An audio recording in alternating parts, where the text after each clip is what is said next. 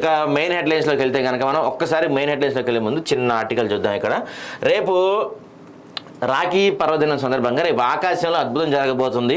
19వ దర్శనం ఉన్న super moon, భూమికి కాస్త దగ్గరగా రాబోతున్న చంద్రుడు కేవలం అమెరికా వాసులకే అదృష్టం.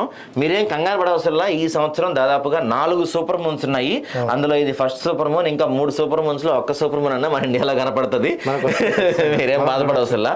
ఈసారి ఏంటంటే కాకపోతే భూమికి బాగా దగ్గరగా వస్తుందంట. ఎప్పుడు కనిపించేదానికన్నా మనకి 30% ఎక్స్ట్రా చంద్రుడు ఈసారి కనపడబోతున్నాడు. సో ఈసారి మనకి అదృష్టం లేదు. బట్ నెక్స్ట్ సూపర్ మూన్ మాత్రం ఇండియాలో ఖచ్చితంగా కనపడుతుంది. అప్పుడు మనం చూద్దాము. నెక్స్ట్ మన డిప్యూటీ సీఎం బట్టి విక్రమార్క భవిష్యత్ అంతా విద్యుత్ బ్యాటరీలే, మైనింగ్ రంగాల్లో సింగరేణిని విస్తరించాలి, సంస్థ భవిష్యత్ ప్రణాళికలు, డిప్యూటీ సీఎం బట్టి సమీక్ష. ఇక ఇవాళ మనం మాట్లాడుకోబోయే మెయిన్ టాపిక్ అని చెప్పుకోవాలి. ఇది రుణమాఫీ ఎక్కడ చేశారు, రుణమాఫీపై శ్వేతపత్రం విడుదల చేయాలి, తప్పుడు లెక్కలతో బురిడి, గ్రామాల్లో రైతులు తిరగబడుతున్నా చలనం లేదు, ఏ గ్రామానికి వెళ్ళి చర్చించడానికి నేను సిద్ధం, పూర్తి స్థాయిలో రుణమాఫీ చేసి రాజీనామా అడగాలి, ఎదురుదాడితో నిజాలు దాచలేరని ఎమ్మెల్యే హరీష్ రావు వ్యాఖ్యలు. ఒక్క నిమిషం అయితే రాజీనామా చేయాలి, రాజీనామా గురించి ఆయన చెప్పింది కాబట్టి దాని గురించి ఒక్క నిమిషం మాట్లాడితే, పూర్తి స్థాయిలో అనేది అంటే ఆయన అనుకునే 43,000 కోట్ల లేదంటే ఇంకేమన్నా దానికి అదనంగా ఉందా? అసలు గవర్నమెంట్ చేయాలనుకున్న ఈయన అనుకున్నది ఏంది, గవర్నమెంట్ చేస్తా అని చెప్పింది, ఆ ఫిగర్ చెప్తే బాగుంటాయి కదా. బాగుంటుంది. అయితే కానీ మనం గనక చూస్తే నిన్న చాలా చోట్ల దాదాపుగా రాష్ట్ర వ్యాప్తంగా అని చెప్పచ్చు, ఎన్నడూ లేని విధంగా 8 నెలలే అయింది ముఖ్యమంత్రి రేవంత్ రెడ్డి అధికారంలోకి వచ్చి. 8 నెలల్లో ఒక ముఖ్యమంత్రికి శవయాత్రలు చేయటం కానీ, లేకపోతే దిష్టిబొమ్మలు తగలబెడటం కానీ, ఇంత భారీ స్థాయిలో అయితే గత తెలుగు రాష్ట్రాల్లో ఎప్పుడు జరిగిన దాఖలాలు అయితే లేవని చెప్పుకోవచ్చు. చాలామంది ఎక్కడ అంటే ఇప్పుడు 43,000 కోట్లు వీళ్ళు వచ్చిందని చెప్తున్నారు, 43,000 కోట్లు గవర్నమెంట్ చేసేసిందని చెప్తున్నారు. కానీ గ్రౌండ్ రియాలిటీలోకి వెళ్తే 17,000 కోట్లు కూడా ఇంకా బ్యాంకుకి విడుదల చేయలేదని చెప్పి ఒక వార్త అయితే నడుస్తుంది. అయితే నిన్న చిన్న ఎగ్జాంపుల్ చెప్పే ప్రయత్నం చేస్తాను మీకు. కరీంనగర్ జిల్లా తిమ్మాపూర్ మండలం రామకృష్ణ కాలనీలో అంట. కరీంనగర్ జిల్లా తిమ్మాపూర్ మండలం అంటే ఇది రామకృష్ణ కాలనీకి చెందిన ఒక రైతు వేల్పుల మల్లయ్య. ఈయనకి ఎస్బీఐలో దాదాపు 1.5 లక్ష రుణం ఉందంట. ఆ 1.5 లక్షల రుణానికి నిన్న ఆయనకి మెసేజ్ వచ్చిందంట, మీ రుణమాఫీ అయింది అని. 1.5 లక్ష కానీ రుణమాఫీ ఎంతైందో తెలుసా? 83 రూపాయలు అంట. 1.5 లక్ష రుణానికి ఆయనకి వచ్చిన రుణమాఫీ మెసేజ్ 83 రూపాయలు రుణమాఫీ అయిందని చెప్పి ఆయనకి మెసేజ్ వచ్చిందంట. ఈ వెంటనే ఆయన బ్యాంక్ వెళ్ళిపోయాడంట. బ్యాంక్ వెళ్ళి నాకు ఉంది 1.5 లక్ష రుణం కదా, ఈ 83 రూపాయలు రావటం ఏంటండి అంటే స్టేట్మెంట్ తీసుకొని రమ్మని చెప్పారంట. స్టేట్మెంట్ తీసుకొని వస్తానికి వెళ్తే స్టేట్మెంట్ తీసుకొని మనోడు ఎట్లా కూడా పాపం వస్తే బ్యాంక్ టైం అయిపోయింది మండి రమ్మని చెప్పారంట. ఈ 1.5 లక్ష ఎక్కడా, 83 రూపాయలు ఎక్కడా? సో ఇది మనకి తెలిసిన వార్త. ఇట్లా తెలియనివి ఎన్ని ఉన్నాయి, ఎన్ని జరిగి ఉండొచ్చు. ఎందుకంటే నిన్న మనం చూస్తే కనుక విపరీతంగా ఎక్కడ పడితే అక్కడ శవయాత్రలు నిర్వహించారు భారీ స్థాయిలో.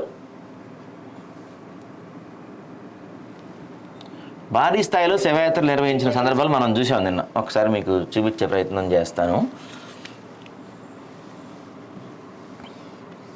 విపరీతంగా అసలు ఎక్కడ పడితే అక్కడ ఒకసారి ఇది జూమ్ చేసుకో.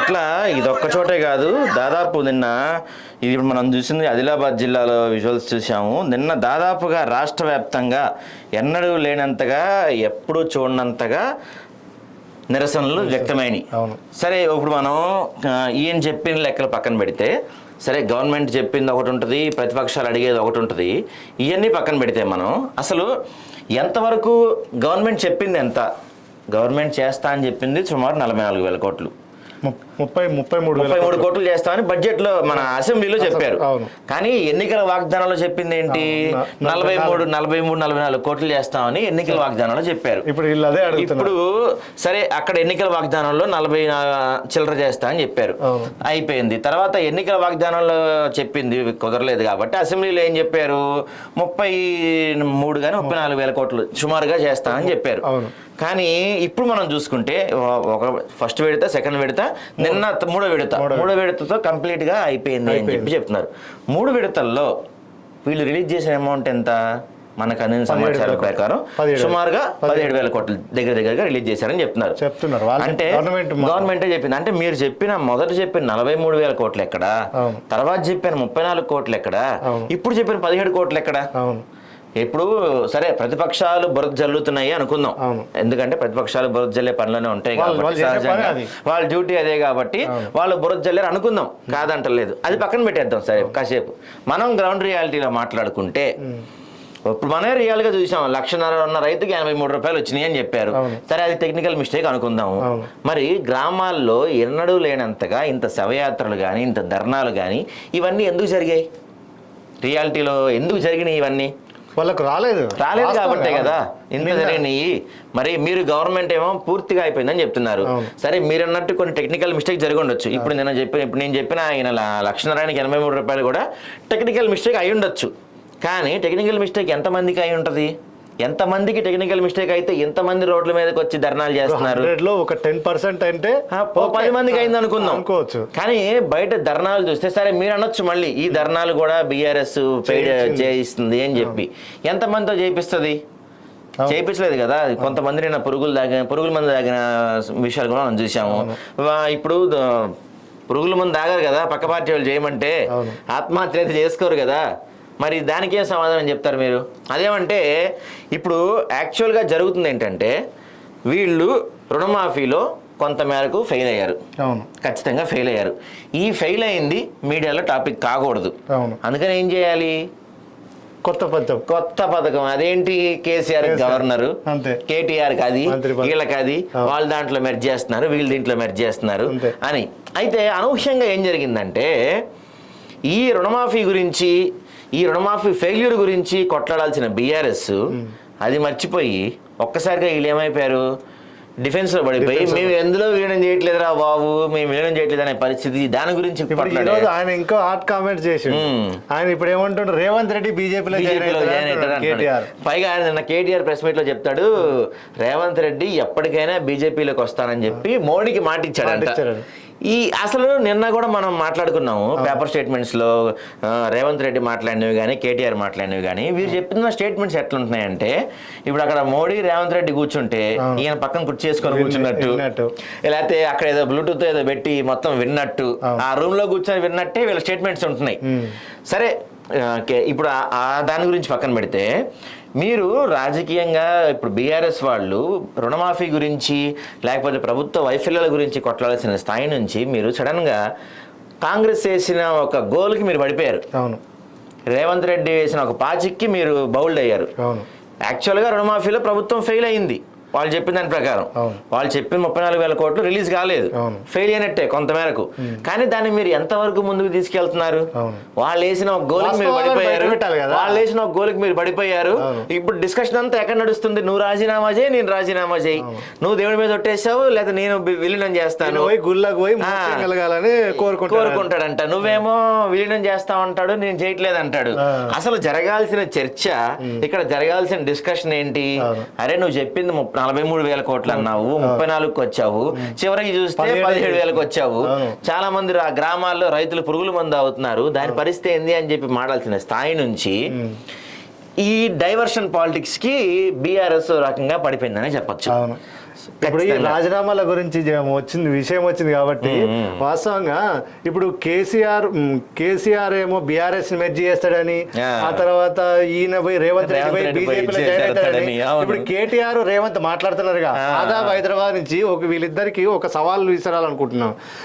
అసలు మీ ఇద్దరు ఆదాబ్ స్టూడియోకి రండి, ఆహాబ్ స్టూడియోకో లేదంటే ఇంకా అమరవీరుల స్తూపం కాడికో పోతే అప్పుడు అసలు ఏంది, ఇప్పుడు వీళ్ళు పోయి బీజేపీలో జాయిన్ అవుతారా లేదంటే బీఆర్ఎస్ తీసుకుపోయి బీజేపీలో కలుపుతారా అనేది అక్కడ డిసైడ్ చేస్తే అయిపోతాయి కదా.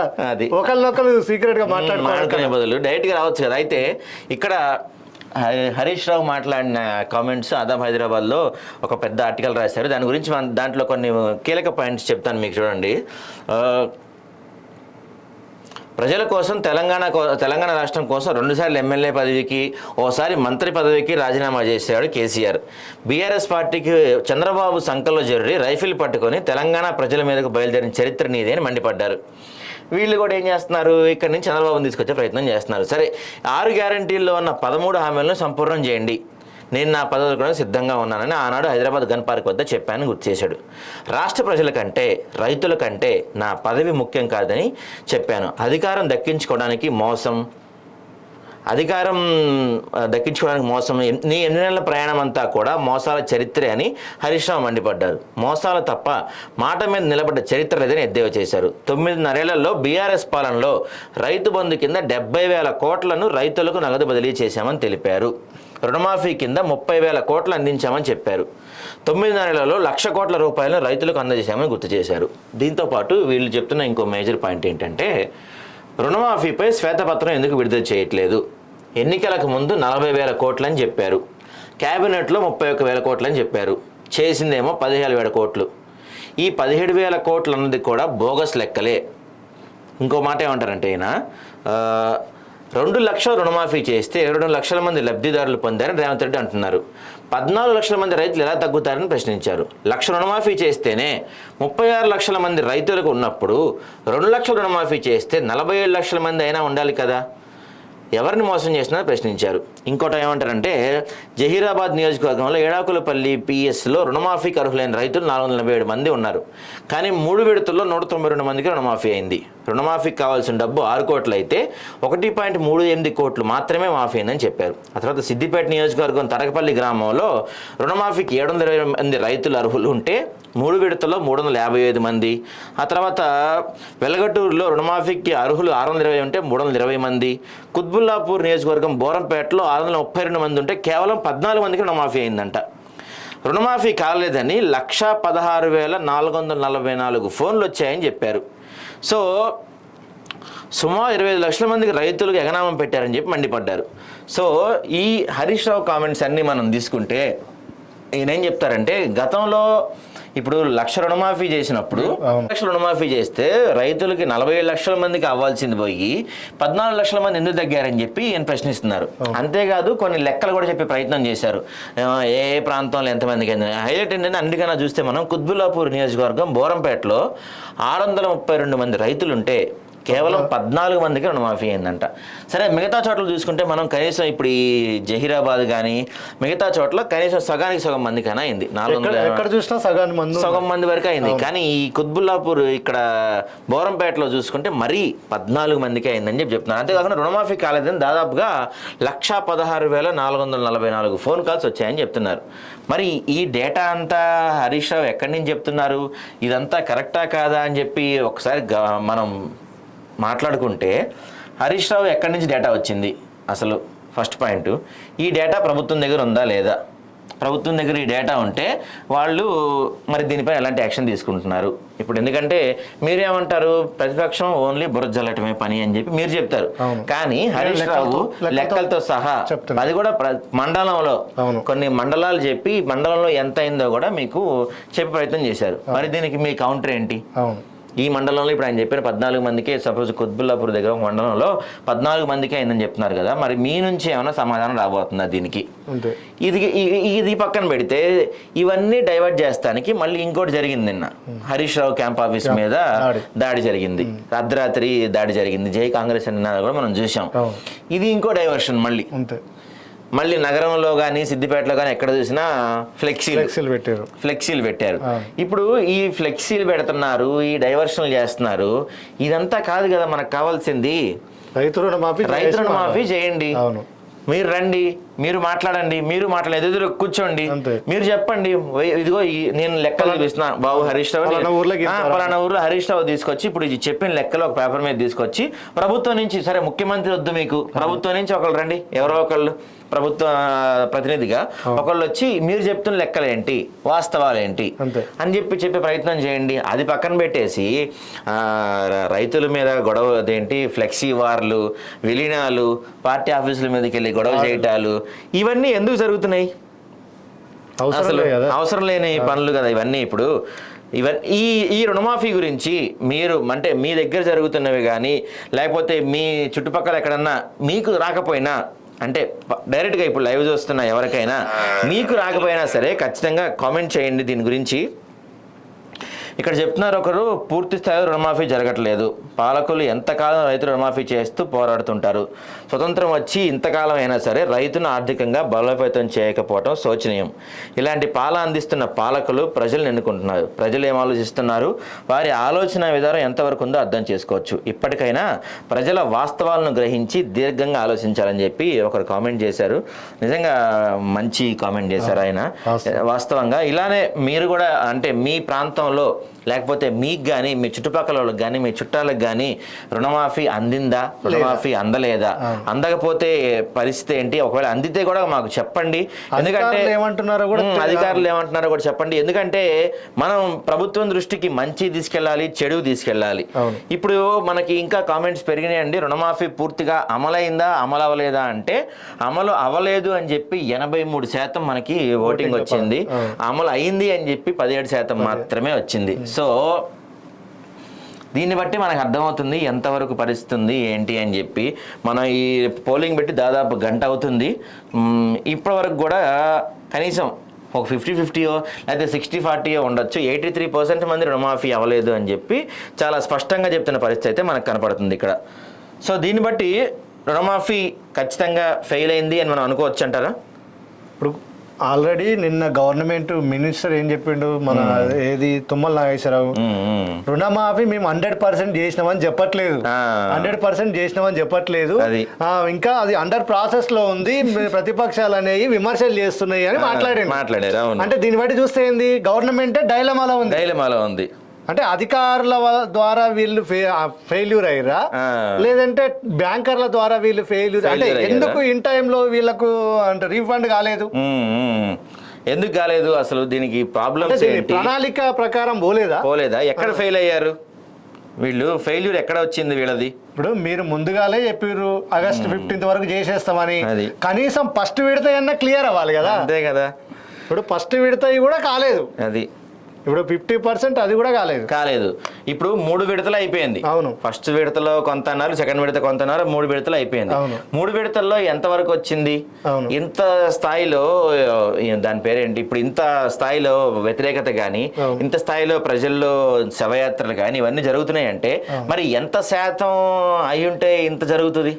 ఖచ్చితంగా గ్రామాల్లో చూసుకుంటే మనం విపరీతమైన మనకి నెగిటివిటీ కనపడుతుంది.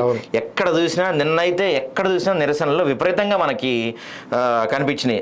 ఎందుకంటే శవయాత్రలు కావచ్చు, లేకపోతే దిష్టిబొమ్మలు దగ్ధాలు చేయటం కావచ్చు, ఇట్లాంటివి మనం ఎక్కడ చూసినా కనిపించింది. ఇక్కడ కూడా చూసుకుంటే కరీంనగర్లో, తర్వాత ఆదిలాబాద్లో, ఇక్కడ ఆదిలాబాద్లో అయితే ఆదిలాబాద్లో కర్మకాండ కూడా చేశారంట.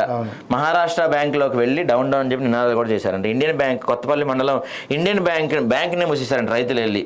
ఇప్పుడు మీరు అన్నట్టు అదే మనం ఒకవేళ వీళ్ళు చెప్తున్నట్టు ఏంటంటే, వీళ్ళు ఏం చెప్తున్నారు, ప్రభుత్వం ఇదంతా బీఆర్ఎస్ చేయిస్తున్న ఒక గేమ్ ప్లాన్, అంతకుమించి జనాల్లో ఇంత వ్యతిరేకత లేదు, జనాల్లో ఏమి లేదని చెప్తున్నారు. జనాల్లో ఏమి వ్యతిరేకత లేకపోతే, జనాల్లో ఎటువంటి ఇది లేకపోతే వెళ్ళి బ్యాంకులు మూసేంత పరిస్థితి ఉండదు కదా, బ్యాంకులకి వెళ్ళి దాడి చేయరు కదా, ధర్నాలు చేయరు కదా. మీరన్నా ఇంకా పార్టీ ఆఫీసులకి వెళ్ళి దాడి చేశారు, వాళ్ళు పాపం బ్యాంకుల మీద దాడి చేస్తున్నారు.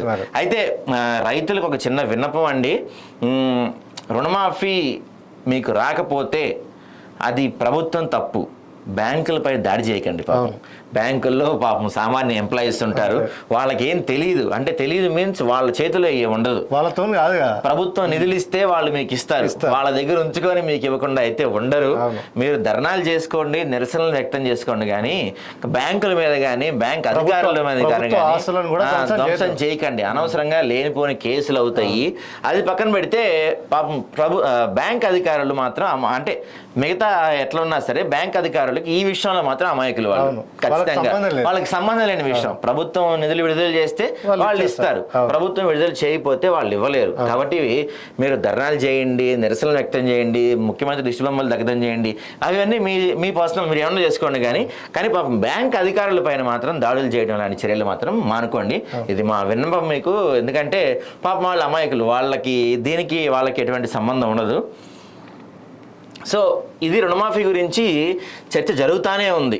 చూసుకుంటే మనం ఎంతసేపు మాట్లాడే, ఎందుకంటే అటు బీఆర్ఎస్ వాళ్ళు దీనికి కౌంటర్ ఇస్తున్నారు, ఇటు వీళ్ళు కౌంటర్ ఇస్తున్నారు. అయితే మనం చూస్తే కండి ఈ 2 రోజుల నుంచి, ఈ 3 రోజుల నుంచి చర్చ జరుగుతుంది. కానీ దీని గురించి మనం ఎక్కడ చూసుకున్నా బీఆర్ఎస్ కాంగ్రెస్ మధ్య చర్చ నడుస్తుంది. బీఆర్ఎస్ వర్సెస్ కాంగ్రెస్ మధ్యలో బీజేపీ అసలు కనపడట్లేదు. ఎందుకు అంటే రుణమాఫీ గురించి వాళ్ళు మాట్లాడదలుచుకోలేదా, లేకపోతే ఇది ఒక మంచి పాయింట్ మీకు, బీజేపీ వాళ్ళు ఇన్వాల్వ్మెంట్ కావట్లేదు అంటే కేటీఆర్ గాని హరీష్ రావు గారిని చెప్పినట్టు రేవంత్ రెడ్డికి బీజేపీకి లాలూచి నడుస్తుందా? ఎందుకంటే ఇంత జరుగుతుంది. ఇప్పుడు మనకి బండి సంజయ్ కానీ, కిషన్ రెడ్డి కానీ, ఈటెల కానీ వీళ్ళందరూ నిన్న చాలా విషయాల గురించి ప్రెస్ మీట్లు పెట్టారు. ఈటెల అయితే నిన్న ఒక మన ధర్నాలో కూడా పాల్గొన్నారు, ఏది అత్యాచారానికి సంబంధించిన ధర్నాలో కూడా పాల్గొన్నారు, క్యాండిల్ ర్యాలీ వీళ్ళందరూ చేశారు. మరి ఎక్కడా కూడా బీజేపీ ఈ రుణమాఫీ గురించి ఎందుకు హైలైట్ చేయట్లేదు? వీళ్ళు ఏమైనా రాజీనామాల గురించి మాట్లాడుతున్నారు కానీ ఈ రుణమాఫీ గురించి అంటే ఇప్పుడు కాంగ్రెస్ ప్రభుత్వం పూర్తి స్థాయిలో రుణమాఫీ చేసింది, అమలు చేసింది, రుణమాఫీ పూర్తిగా వచ్చేసింది అని బీజేపీ నమ్ముతుందా? తెలంగాణ బీజేపీ అంటే వాళ్ళ డౌట్ అదే. ఇప్పుడు ప్రజల డౌట్ ఎందుకంటే బీజేపీ ఒక్కరు కూడా పార్టీ తరఫున మాట్లాడినప్పుడు దాన్ని యాక్సెప్ట్ చేసినట్టే వాళ్ళు. అంతే కదా, తప్పకుండా బీజేపీ తరఫు నుంచి ఎటువంటి వాయిస్ మనకి వినపడట్లేదు. ప్రతిపక్షము అని అంటే ఇప్పుడు బీఆర్ఎస్ బీజేపీ రెండు మాట్లాడినప్పుడే ప్రజలకు న్యాయం జరుగుతుంది. అదే కదా. సో ఇక్కడ ఎట్లాగో మెయిన్ స్ట్రీమ్ మీడియాలో కానీ, పత్రికల్లో కానీ, ఛానల్లో కానీ అవి వచ్చే పరిస్థితి లేదు. కనీసం వీళ్ళు కూడా వాయిస్ లేకపోతే ఏంది పరిస్థితి? అదే ఇప్పుడు బీజేపీ ఎందుకు సైలెంట్ అయింది? అవును. అయితే 2 విషయాలు అవ్వాలి. ఒకటేంటి, లాలూచి పడి ఉండాలి, లేదంటే వీళ్ళకి పెద్దగా ఇంట్రెస్ట్ లేదేమో ఈ టాపిక్ గురించి. ఎందుకంటే మనం ఎక్కడ చూసినా వార్తల్లో బీఆర్ఎస్ బీజేపీ రాజీనామాల గురించి కానీ, లేకపోతే మీరు చేయలేదని కానీ, లేకపోతే అదని కానీ ఇదని కానీ, బీఆర్ఎస్కి కాంగ్రెస్ కి మధ్య గొడవ నడుస్తుంది, వీళ్ళు తిట్టుకుంటున్నారు, కొట్టుకుంటున్నారు. కానీ మనకి ఎక్కడ ఈ విషయంలో అయితే పర్టికులర్ గా బీజేపీ సోదరులు లేదని చెప్పొచ్చు. గత కొన్ని రోజులుగా కూడా కొంచెం ఎంతైనా ఈ పార్లమెంట్ ఎన్నికలు ముగిసిన దగ్గర నుంచి బీజేపీ అంత యాక్టివ్ గా మనకు కనపడుతున్న పరిస్థితి అయితే లేదు.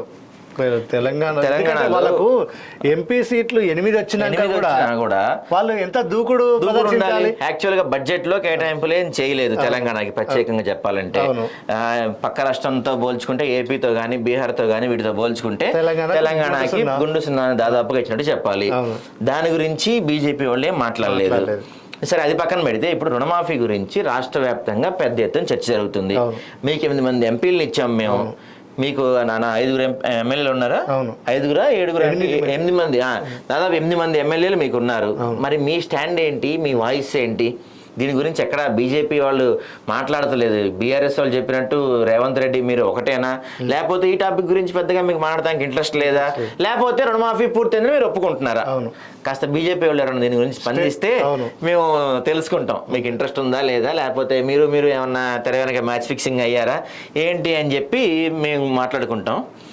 ఇక మిగతా వార్తల్లోకి వెళ్తే కనుక దసరా నుంచి స్కిల్ వర్సిటీ అందుబాటులోకి దాదాపు 20 కోర్సులు, తాత్కాలిక భవనంలో తరగతులు, పరిశీలనతో 3 భవనాలు, భాగస్వామ్యానికి 40 కంపెనీల ఆసక్తి, త్వరలో వెబ్సైట్ లోగో విడుదల, ఉన్నత స్థాయి సమీక్షలో సిఎస్ శాంతికుమారి. ఇక్కడ ఈ నిన్న మనం మాట్లాడుతున్నాం కదా, రోడ్డెక్కి ధర్నాలు చేశారని చెప్పి, విధులు బహిష్కరించి నిరసనలు, ధర్నాలు, కేవలం ఎమర్జెన్సీ కేసులు మాత్రమే హాజరు, ప్రభుత్వ ప్రైవేట్ ఆసుపత్రిలో ఓపీ సేవలు బంద్. నిన్న డాక్టర్లు పెద్ద ఎత్తున ధర్నాలు చేసిన పరిస్థితి మనకు కనపడింది. కానీ మనం నిన్న విజ్ఞప్తి చేశాము, అది మరి డాక్టర్ దాకా వెళ్ళిందో తెలియదు. సరే, అది ముగిసిపోయింది ధర్నాలు. అయితే ఇక్కడ ఒక చిన్న పాయింట్ గురించి మనం మాట్లాడుకోవాలండి. అది ఇప్పుడు కలకత్తాలో జరిగిన సంఘటనకి, అది చాలా బాధాకరమైన సంఘటన. ఆ సంఘటనకి రాష్ట్ర వ్యాప్తంగా కానీ దేశవ్యాప్తంగా కానీ డాక్టర్లు నిరసన వ్యక్తం చేస్తున్నారు, డాక్టర్లు ధర్నా చేస్తున్నారు. రేపుకి గురైంది ఒక అమ్మాయి కదా, అమ్మాయిలు అందరూ స్పందించాలి కదా, మహిళా లోకం ఎక్కడ స్పందించాలి కదా, సమాజం మొత్తం స్పందించాలి కదా. డాక్టర్లే స్పందిస్తున్నారు ఎందుకు అంటే? డాక్టర్లే వేరే మనుషులా? అంటే డాక్టరే అంతేగా. డాక్టర్లకి అన్యాయం జరిగితే డాక్టర్లు స్పందిస్తారు, లాయర్లకి అనేది లాయర్లు స్పందిస్తారు, సమాజం మొత్తం స్పందించదా? మనకు బాగలేదని హాస్పిటల్ పోతే చూసేది వాళ్ళే కదా. కోవిడ్ టైంలో డాక్టర్లని మనం దేవుళ్ళ కన్నా ఎక్కువగా మాట్లాడాం మనం. అయితే అండి, ఒక చిన్న ఇంటరప్షన్ మీకు. ఈ రుణమాఫీ గురించి అసలు ప్రభుత్వం ఎంతవరకు రుణమాఫీ చేసింది, ప్రభుత్వం ఎంతవరకు చేసింది చేయలేదు అని దీని గురించి మనం ఒక చిన్న ఫోన్ ఇన్ తీసుకునే ప్రయత్నం చేద్దాము. పావని గౌడ్ గారు, బీఆర్ఎస్ పార్టీకి సంబంధించిన పావని గౌడ్ గారు దీని గురించి అసలు, ఎందుకంటే బీఆర్ఎస్ వాళ్ళని అడుగుదాం. ఎందుకంటే హలో, నమస్తే మేడం. నమస్తే. ఇప్పుడు కాంగ్రెస్ పార్టీ వాళ్ళు చెప్తున్నారు పూర్తి స్థాయి రుణమాఫీ అయిపోయిందని. నిన్న చూసుకుంటే బీఆర్ఎస్ వాళ్ళు పెద్ద ఎత్తున ధర్నాలు జరిగిన పరిస్థితి, పెద్ద ఎత్తున నిరసన వ్యక్తం చేసిన పరిస్థితి మనం చూసాం. సో వీళ్ళు చెప్పినట్టు పూర్తి రుణమాఫీ జరిగిందా జరగలేదా, అసలు బీఆర్ఎస్ నుంచి మీ వాయిస్ ఏంటంటే? పూర్తిగా రుణమాఫీ జరిగినట్టు అయ్యేది ఉంటే నిన్న ఏదైతే రైతులు రోడ్లు ఎక్కిండ్రో వాళ్ళందరూ ఎక్కకపోతుండే కదా. ఓకే, రోడ్లైతే నిన్న ఏదైతే రైతులు రోడ్లకి ధర్నాలు చేసిండ్రు, ఆ శివయాత్రలు చేసిండ్రు రేవంత్ రెడ్డి గారిది, అవన్నీ రోడ్లు ఎక్కకపోతుండే కదా. పూర్తిగా రుణమాఫీ ఎక్కడ జరిగింది? ముందేమో 40,000 కోట్లు అవుతుంది అని చెప్పిండు, తర్వాతనేమో 31,000 కోట్లు అవుతుంది అని చెప్పిండు. ఇప్పుడు ఎంత రుణమాఫీ చేసిండు? ఎన్ని డబ్బులతో రుణమాఫీ చేసిండు? 17,000 కోట్ల రుణమాఫీ జరిగింది అని అన్నాడు. దాదాపుగా 40 లక్షల మంది రైతులు ఉన్నారు. ఎంత మంది రైతులకు చేసిండ్రు, ఏం చేసిండ్రు అనేది ఒక శ్వేతపత్రాన్ని విడుదల చేయమని చెప్పుండ్రి.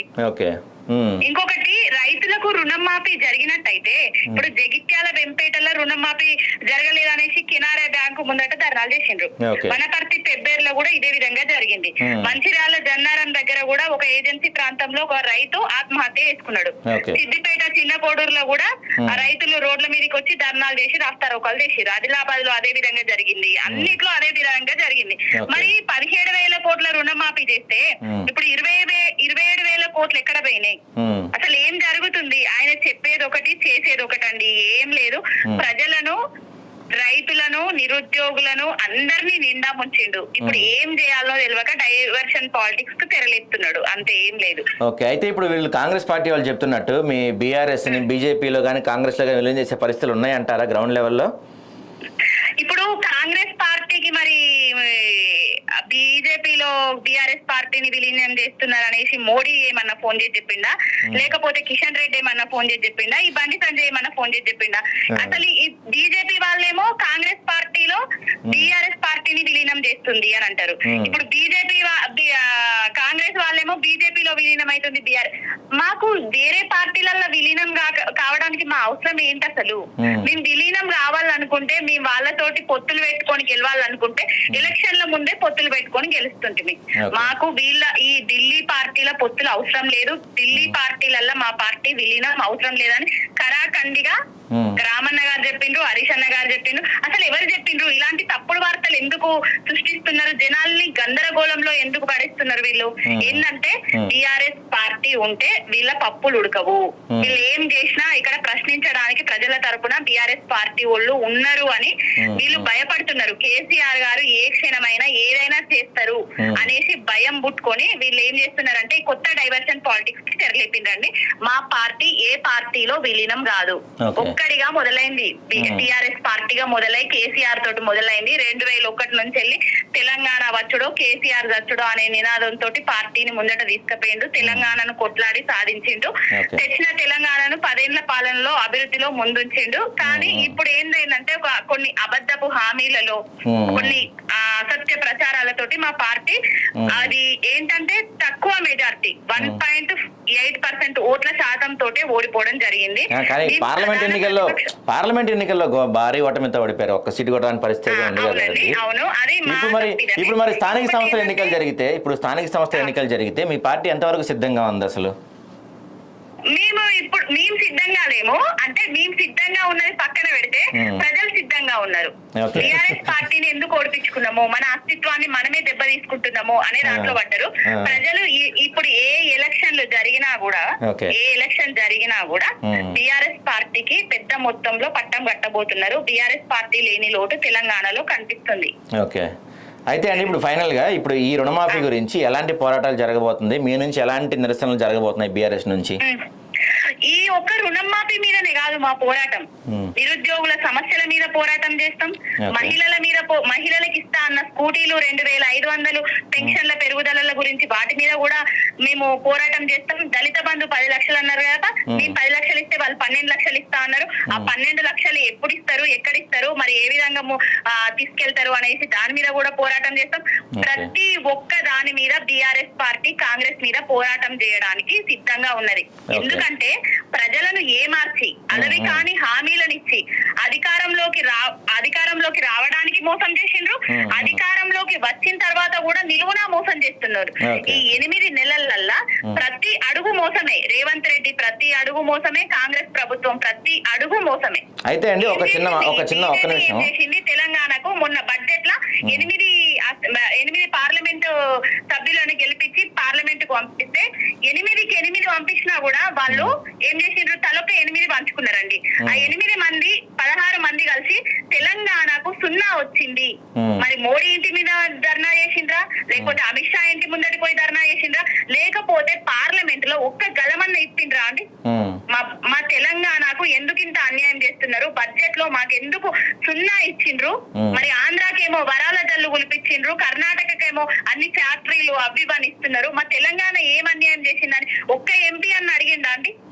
ఎవ్వరూ అడగలేదు. ఇప్పుడు ప్రజలకు తెలుస్తుంది టిఆర్ఎస్ పార్టీ లేకపోవడం వల్ల తెలంగాణ ఎంత అదే అవుతుందో ప్రజలకు తెలిసిపోయింది. అయితే ఒక చిన్న మాట పవన్ గారు, ఇందాక మీరు మాట్లాడుతూ మహిళలకు జరుగుతున్న అన్యాయాలపైన వాటిపైన కూడా మేము ధర్నాలు చేస్తామని చెప్తున్నారు. మొన్న 2 రోజుల క్రితం కేటీఆర్ మహిళల గురించి బస్సులో చేసిన వ్యాఖ్యలు ఎలా సమర్థిస్తారండి? ఇప్పుడు కేటీఆర్ గారు ఏంటంటే ఫ్రీ బస్సు పెట్టడం వల్ల తప్పు లేదు, కానీ బస్సుల శాతాన్ని పెంచకపోవడం వల్ల రోజు ఫైటింగ్లు జరుగుతున్నాయి, ఇట్లా అవుతుంది అని చెప్పిండ్రు. కానీ కేటీఆర్ గారు ఒక్క నిమిషం క్వశ్చన్ కంప్లీట్ చేయండి. కేటీఆర్ గారు చాలా క్లియర్ గా బస్సులు ఎల్లుల్లిపాయలు వచ్చుకోకపోతే రికార్డింగ్ డాన్సులు చేసుకోండి అని చెప్పి చాలా క్లియర్ గా చెప్పారు ఆయనే. సో దీన్ని మీరు ఎలా సమర్థిస్తారు? ఒక మహిళ, మీరు కూడా ఇందాక మీరే అన్నారు మహిళల అన్యాయాలపై పోరాడతాం అన్నారు. మరి మహిళలను రికార్డింగ్ డాన్సులు చేయమంటాం బస్సులో ఎంతవరకు కరెక్ట్? ఇప్పుడు మహిళలను రికార్డింగ్ డాన్సులు చేయమని బ్రేక్ డాన్సులు చేయమని అన్నారు సారీ బ్రేక్ డాన్సులు చేయిస్తున్నారు అని అంటే అదేంటంటే బస్సులల్లా శాతాన్ని పెంచకపోవడం వల్ల నిలబడి మహిళలు ప్రయాణించడం వల్ల ఎక్కడ బ్రేక్లు వేస్తే అట్లా ఊగుతున్నారు అది అని అన్నారు. దాన్ని తప్పుగా స్వీకరించి వీళ్ళు ఏదో రాద్ధాంతం చేసిండ్రు, చేసి సుమోటోగా కూడా కేసు బుక్ చేసిండ్రు. కానీ ఇంకొకటండి, మహిళలు ఇప్పుడు ఎవరైతే శాసనసభ్యులు వాళ్ళు ఎన్నుకోబడ్డారు, ప్రజల చేత ఎన్నుకోబడ్డారు, 3 ఎమ్మెల్యేలు అసెంబ్లీ సాక్షిగా వాళ్ళను నమ్ముకుంటే జూబ్లీ బస్ స్టాండ్ అనేసి ఏ మోకం పెట్టుకుని అసెంబ్లీకి వచ్చి మాట్లాడుతున్నారు, భిక్షం ఎత్తుకోండి అది అనేసి మాట్లాడిండ్రు. అవునా కదా? వాళ్ళను ఒక 2-3 గంటల పాటు నిలబెట్టిండ్రు. మరి ఏ మహిళ లేదా అప్పుడు? ఏ మహిళా కమిషన్ లేదా? ఎందుకండి మహిళా కమిషన్ అప్పుడు చర్యలు తీసుకోలేదు? అంటే ఈ కాంగ్రెస్ ప్రభుత్వానికి చుట్టంగా వ్యవహరిస్తుంది మహిళా కమిషన్ అనేది. ఇంకొకటి కూడా నిన్ననే 50 మంది 60 మంది ఎక్కాల్సిన బస్ లా 170 మంది ప్రయాణికులు ప్రయాణిస్తుంటే ఆ బస్సు టైర్లు పోయి అడవిలో మొత్తం టైర్లన్నీ ఊడిపోయినాయి. అది నిజమే కదా, అందరం చూసినాం కదా, వార్తలలో కూడా చూసినాం కదా. ఆ 170 మంది ప్రయాణికులలో మహిళలు కూడా ఉంటారు. మరి ఆ మహిళలకి గాని ఆ ప్రయాణికులు గాని ఏదన్నా అయితే ఎవరండి బాధ్యులు చెప్పండి? ఇప్పుడు ఫ్రీ బస్సు పెట్టడం మంచిదే, ఫ్రీ బస్సు పెట్టడం వల్ల ఆటో అన్నలు ఆర్థికంగా చిటికిల పడిపోయిండ్రు. ఫ్రీ బస్సు పెట్టడం వల్ల బస్సుల శాతాన్ని పెంచకపోవడం వల్ల ఇప్పుడు బస్ స్టాండ్ దగ్గర రండి, మీరు రాఖీ పౌర్ణమి వచ్చింది, అసలు బస్సులు దొరకట్లేదు, బస్సులే లేవు. మీరు పెట్టండి, చేయండి, ప్రజలకు మంచి చేయండి. మంచి జరిగితే మేము మంచిని ఆహ్వానిస్తాము, చెడు జరుగుతుంటేనే కదా మేము ప్రశ్నిస్తున్నాము. ఎల్లిపాయలు తీసింది నిజం కదా, వీడియోలో వచ్చినాయి చూసినాం కదా. పండ్ల పుల్లు వేసుకొని మహిళలు ప్రయాణిస్తున్నారు నిజం కదా. ఒక అబ్బాయికి ఇంట్లో అన్నం తినిపిస్తుంటే ఏడుస్తున్నాడు అనేసి మేము వచ్చి బస్ లో ప్రయాణం చేసుకుంటే అన్నం తినిపిస్తున్నాం అనేది నిజం కదా. మనం అందరం వీడియోలో చూసినాం కదా. ఒకసారి ప్రజల దగ్గరికి వెళ్ళండి. ఈ ఫ్రీ బస్ వల్ల ఎవరికి న్యాయం జరుగుతుంది, ఎవరికి నష్టం జరుగుతుంది అనేది ప్రజలే మీకు వివరిస్తారు. మేడం ఒక్క నిమిషము, మీరు బ్రష్ చేస్తున్నారు, పళ్ళపుల్ల చేస్తున్నారు అన్నారు కదా. మీరు వేరే ఏదైనా లాంగ్ టూర్ వెళ్ళేటప్పుడు బస్సులో అంటే మీరు ఎర్లీ మార్నింగ్ వెళ్ళారండి, మీ అంటే లాంగ్ అటు నుంచి మీరు హైదరాబాద్ వస్తున్నారు అనుకోండి, మీరు బస్సులో బ్రష్ చేయడం తప్పేంటండి? అంటే ఇప్పుడు అట్లా అంటే కాదండి, ఇప్పుడు అట్లా అంటే మనం కాదు, ఒక్క నిమిషం మేడం, కాదు మేడం ఒక్క నిమిషం మేడం. ఇప్పుడు మనం ఒక్క నిమిషం మేడం, ఇప్పుడు మనం ట్రైన్లో జర్నీలు చేస్తూ ఉంటాము. ట్రైన్లో రోజు పొద్దున్న లేచి బ్రష్ చేస్తారు వేరే ఊళ్ళు వెళ్ళే వాళ్ళు. అవును,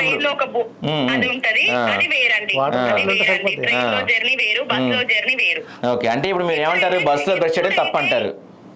బస్సు ఫ్రీ బస్ చేయడం తప్పు కాదు. నేను అంటే ఫ్రీ బస్ గురించి కాదు, బస్సులో బ్రష్ చేయడం తప్పు అంటారు. హలో హలో చెప్పండి. బస్సులో బ్రష్ చేయడం తప్పు అంటారా మీరైతే? నేను బ్రష్ చేయడం తప్పు కాదు, కొత్త సంస్కృతి సాంప్రదాయాలను తీసుకొచ్చిండ్రు కాంగ్రెస్ వాళ్ళు వచ్చి అని చెప్తున్నా. ఫ్రీ బస్సు పెట్టడం కూడా తప్పు కాదని చెప్తున్నా. కానీ ఎట్ ఏ టైం బస్సుల శాతాన్ని కూడా పెంచుండ్రి, బస్సులు పెంచండి అని కూడా చెప్తున్నా. అంటే ప్రయాణికులకు ఇబ్బంది కాకుండా చూడండి అని చెప్తున్నా. ఓకే ఓకే ఓకే అండి, థ్యాంక్స్ అండి, థ్యాంక్స్ ఫర్ ఓకే అండి, ఓకే. సో అది బీఆర్ఎస్ వాళ్ళ వాయిస్. సరే, ఇక మనం ఇక్కడికి వస్తే ఎంటర్టైన్మెంట్ కోసం మేము వెళ్ళలేదు, రాబోయే 20,000 లక్షలతో వెళ్ళాం. విదేశీ పర్యటనలో పెట్టుబడులు రాబట్టాం. 19 సంస్థలతో 31,500 కోట్ల విలువైన ఒప్పందాలు. వీటి వల్ల 30,000 ఉద్యోగాల కల్పన. విదేశీ పర్యటనపై మంత్రి శ్రీధరబాబు వివరణ. సో మొన్న యాక్చువల్గా ఇది కూడా పక్కెళ్ళిపోయింది. మనం మాడుకోవాలంటే వీళ్ళు మొన్న అమెరికా వెళ్ళొచ్చిన తర్వాత సీఎం ప్రెస్ మీట్ పెట్టి ఇవన్నీ వివరిస్తారని చెప్పేసి మొత్తం లీకులు ఇచ్చారు తర్వాత ముందుగాలు. అవును, సరే వీళ్ళు అంటే వీళ్ళు బీఆర్ఎస్ వాళ్ళు ఏం చెప్తున్నారు, అక్కడ పోయి వీళ్ళు జల్సాలు చేస్తున్నారు, ఎంజాయ్ చేశారు అని చెప్తున్నారు. దానికి వివరణ అంటే ఇప్పుడు వాళ్ళు చెప్పకపోవడం, వీళ్ళు అడగకపోవడం, ఇప్పుడు ఇది కూడా మీరు అన్నట్టు పెట్టేసింది.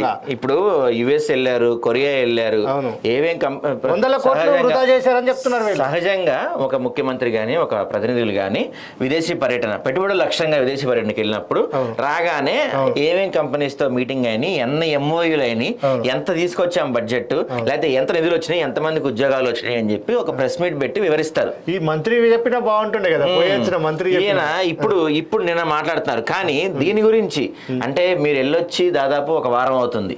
వారం తర్వాత దీని గురించి మాట్లాడాల్సింది పోయి ఇది కూడా డైవర్ట్ చేసేసారు. ఇక్కడ మనకి క్లియర్ గా కనపడుతుంది ఏంటంటే కాంగ్రెస్ పార్టీ చేస్తున్న ఇట్లాంటి డైవర్షన్ పాలిటిక్స్ కి బీజేపీ కానీ బీఆర్ఎస్ కానీ పడిపోతున్నాయి ఖచ్చితంగా. ఎందుకంటే ఇప్పుడు మీరు మాట్లాడుకుంటే జాబ్స్ గురించి కానీ, లేకపోతే మహిళలకి ఫ్రీగా ఇస్తా ఉన్న స్కూటీల గురించి కానీ, లేకపోతే ఇప్పుడు మొన్న మీరు వెళ్ళొచ్చిన విదేశీ పర్యటనల గురించి కానీ, రుణమాఫీ గురించి కానీ, వీటి గురించి జరగాల్సిన చర్చ అంతా ప్రజలకు పెన్షన్ల పెంపు గురించి కానీ, వాటి గురించి కానీ, వీటి గురించి జరగాల్సిన చర్చ అంతా అటు మీరు రాజీనామా చేయండి, లేకపోతే మేము రాజీనామా చేస్తాము, మా పార్టీని అందులో కలుపుతున్నారు, ఆ పార్టీని ఇందులో కలుపుతున్నారు అనే చర్చే ప్రధానంగా నడుస్తుంది.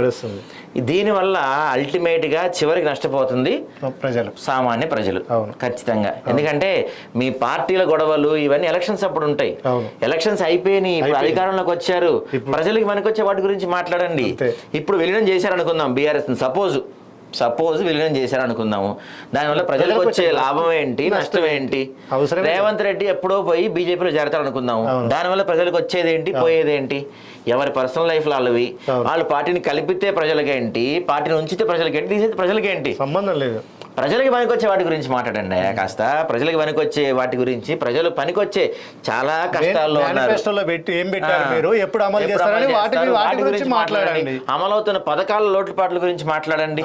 బోల్డ్ సమస్యలు ఉన్నాయి మీరు మాడాలంటే. ఇవన్నీ పక్కన పెట్టేసి అవి ఇవి మాట్లాడుతున్నారు.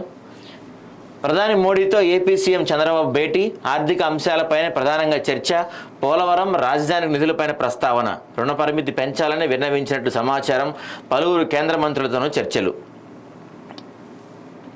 ప్రజా సంక్షేమం కోసమే వెంకయ్య జీవితం, వెంకయ్య నాయుడు సేవలు ప్రశంసనీయం, గ్రామీణ భారతానికి ట్రస్ట్ ప్రాధాన్యం, సమరయోధుల కళలు నేడు సాకారమవుతున్నాయి. స్వర్ణ భారత్ ట్రస్ట్ వార్షికోత్సవంలో ఉపరాష్ట్రపతి జగదీప్ ధన్కడ్.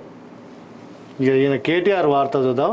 చట్టాలను గౌరవిస్తా, మహిళా కమిషన్ ఎదుట హాజరవుతా, క్షమాపణలు చెప్పిన నోటీసులు ఇచ్చారు, మహిళలపై జరిగిన అక్రమాలను నివేదిస్తా, మోడీ పేరు చెప్తేనే భయపడుతున్న రేవంత్, బీజేపీలో కలవడమే రేవంత్ తదుపరి లక్ష్యం, రుణమాఫీ పూర్తిగా జరిగే వరకు నిలదీస్తా.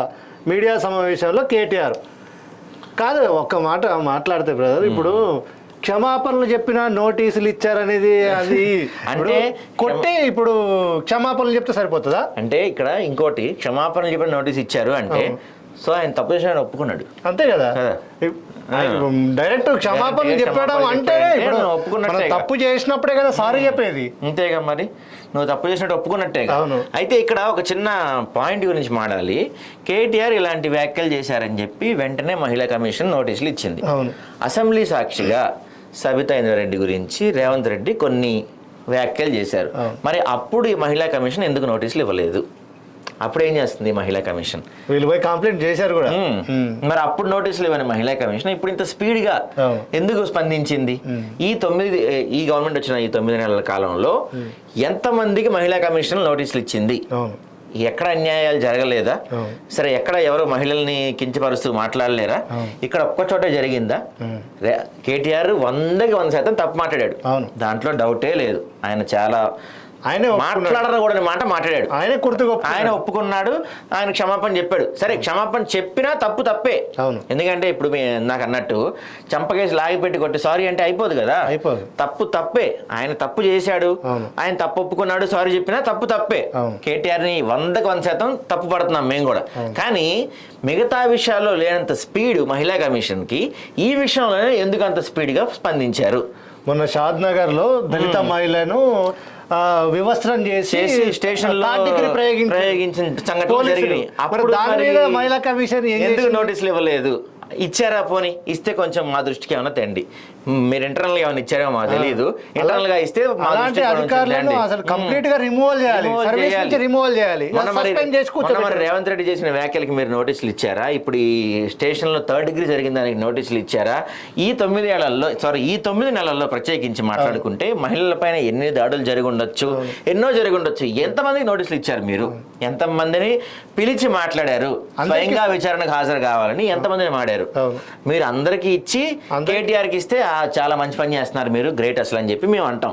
మిగతావి ఏవి మీకు కనపడతల్లా, మిగతావి ఏవి మీకు వినపడతల్లా, ఓన్లీ కేటీఆర్ మాట్లాడగానే మీరు నోటీసులు ఇచ్చేసారంటే మరి ఎంత ఫాస్ట్ గా పనిచేస్తున్నారా? మహిళా కమిషన్ అనేది మహిళా కమిషన్ గవర్నమెంట్ కోసం పనిచేస్తుందా, రేవంత్ రెడ్డి కోసం పనిచేస్తుందా, మహిళల కోసం పనిచేస్తుందా? అంటే వీళ్ళు గవర్నమెంట్ లో ఉన్నప్పుడు కూడా అలానే జరిగినాయి. గవర్నమెంట్ వీళ్ళు చేసినప్పుడు వాళ్ళు అలానే చేశారు. ఇప్పుడు వాళ్ళు చేసిన పనే వీళ్ళు చేస్తే వాళ్ళకి తేడా ఏంటి? ఇక జనం ఎందుకు పిచ్చివాళ్ళు అవుతుంది? మధ్యలో జనమే కదా, సామాన్యులు మనలాంటి వాళ్ళే కదా. 9 ఏళ్ళు వాళ్ళు పాలించారు కదా, మేము మిమ్మల్ని ఎన్నుకున్నాము. ఇప్పుడు వాళ్ళ టైంలో జరిగిన తప్పులు, వాళ్ళ టైంలో జరిగిన అన్యాయాలు ఇవన్నీ 9 సంవత్సరాలు చూసి చిరాకు పుట్టే కదా ప్రజలు మిమ్మల్ని ఎన్నుకున్నారు. మీరు 9 నెలల్లోనే అవే రిపీట్ చేస్తా ఉంటే రేపు మీకు కూడా అదే గట్టి.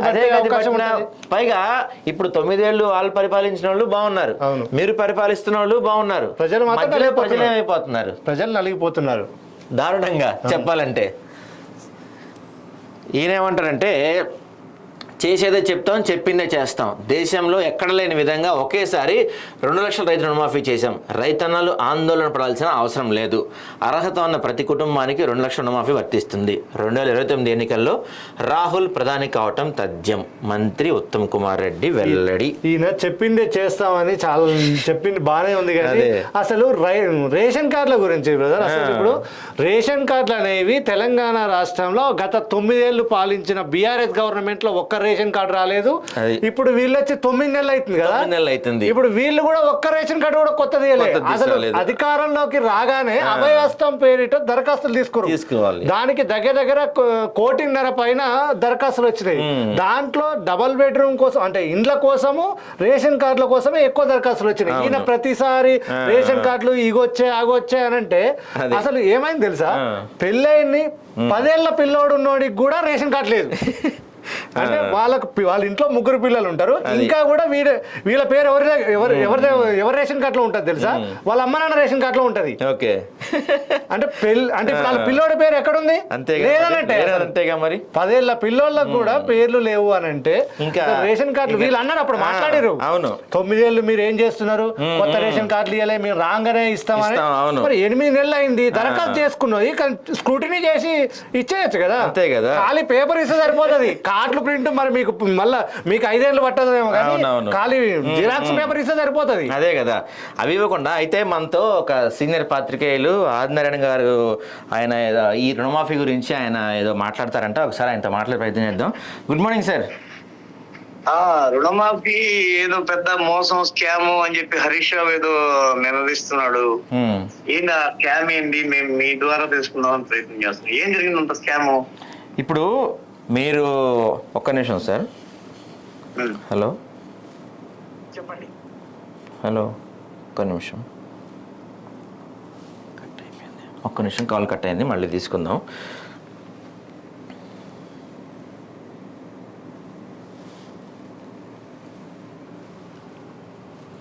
సో ఈయన ఒక సీనియర్ జర్నలిస్ట్, ఈయన కూడా అభిప్రాయాలు చెప్తా అంటున్నారు. ఇట్లా మీరు కూడా లైవ్లో మాకు కాల్ చేసి మీ అభిప్రాయాలు ఏమైనా చెప్పాలన్నా కూడా కాల్ చేయొచ్చు.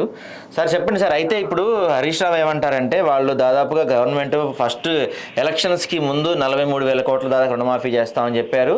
కేబినెట్ భేటీలో 31,000 కోట్లు చేస్తామని చెప్పారు. తీరా చూస్తే అనౌన్స్ చేసింది ఇప్పుడు రుణమాఫీ చేసింది 17,000 కోట్లే అని చెప్పి హరీష్ రావు చెప్తున్నారు. దీని గురించి ఏమంటారు మీరు? అంతే కదా, ఆయన పాయింట్ అడిగాడు. దాన్ని బట్టి మనం అర్థం చేసుకోవాల్సింది ఏంటంటే, చాలా తక్కువగా చేసిన వాళ్ళని ఒక టర్మ్ చేసుకున్నాం తప్ప అసలుగా చేయాల్సిన చేయట్లేదు.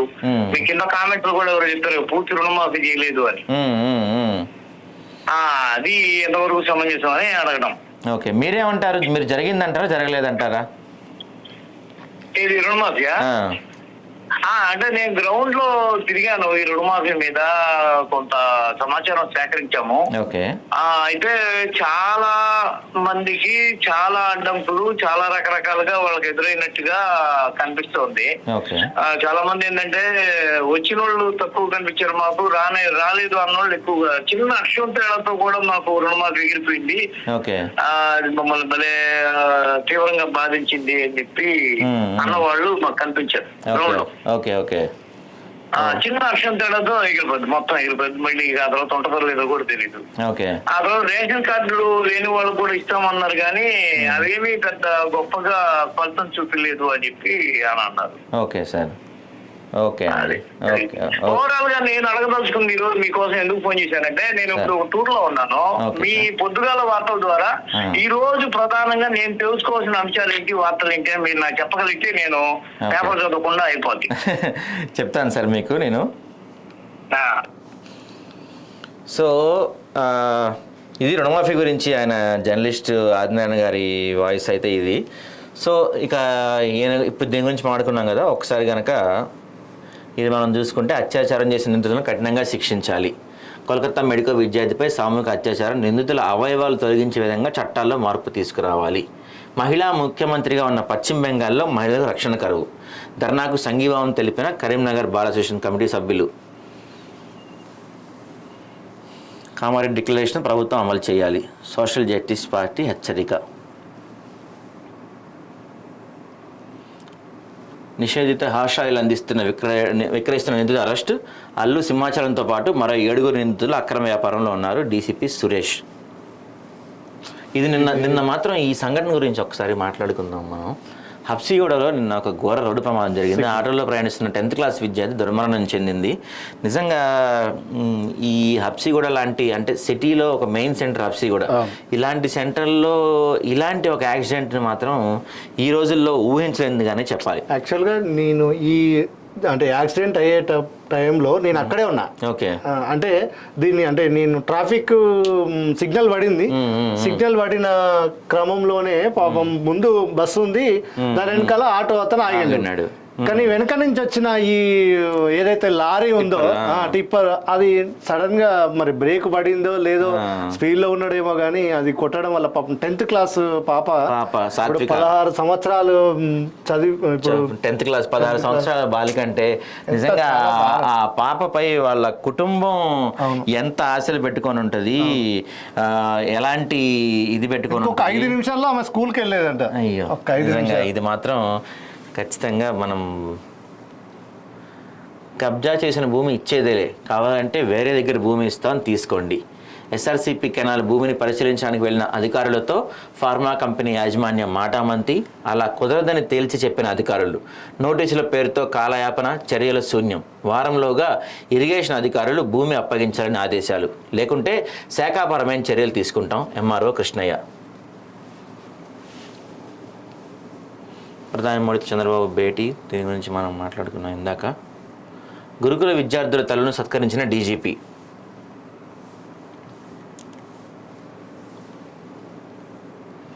డాక్టర్లకు రక్షణ కల్పించాలి. డాక్టర్లు చాలా పెద్ద ఎత్తున దేశవ్యాప్తంగా జరుగుతుంది కలకత్తా దోషుల గురించి.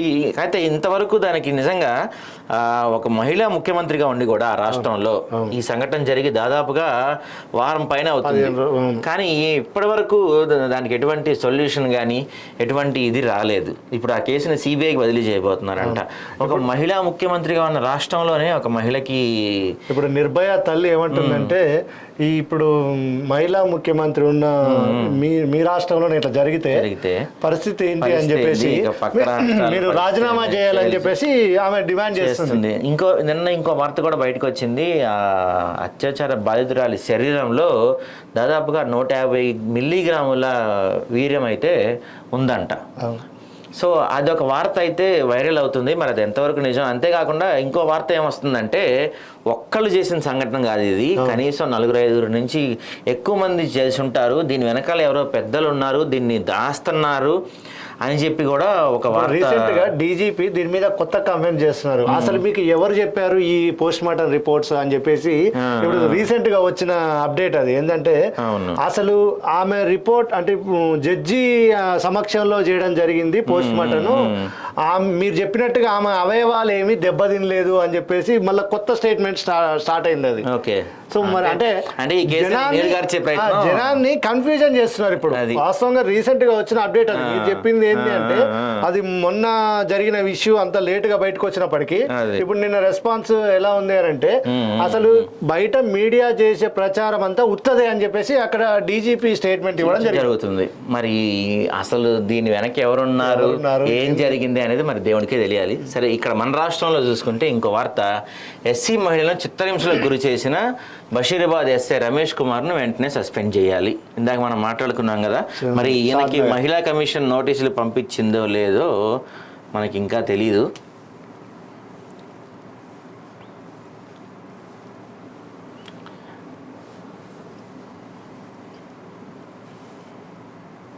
బంగ్లాదేశ్లో హిందువులపై జరుగుతున్న దాడులపై కూడా రాష్ట్రంలో బాగానే నిరసనలు జరుగుతున్నాయి. ఎక్కడ చూసినా మనకు కనపడుతుంది. ఎందుకంటే బంగ్లాదేశ్లో నిజంగా అంత భారీగా దారుణాలు జరగటం మాత్రం కొంచెం మనకి ఇబ్బంది కలిగించే విషయంగానే చెప్పుకోవచ్చు.